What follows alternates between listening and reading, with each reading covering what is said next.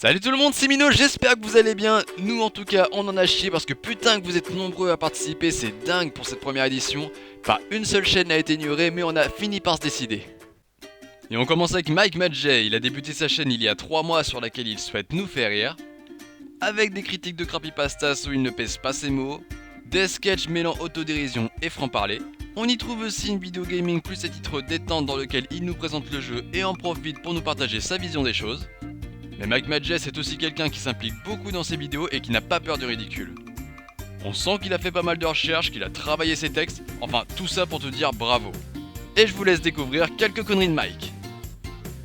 D'ailleurs, ce qui est bien avec les podcasts, c'est qu'on peut faire plein de jump cuts. Bon après, faut pas trop exagérer sur les jump cuts non plus, hein, sinon ça devient n'importe quoi.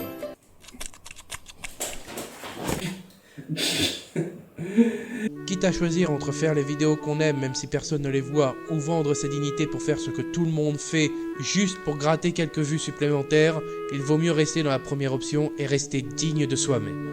Et puis je me suis souvenu que les vidéos que j'aimais faire n'atteignaient même pas les 100 vues.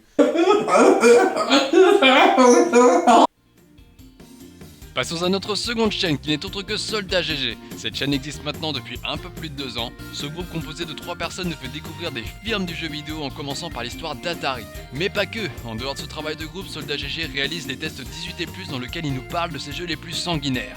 Quant à Nostalgeek, celui-ci orienté cinéma, nous présente au travers de sa série Motion Mixture divers films avec un tout autre regard.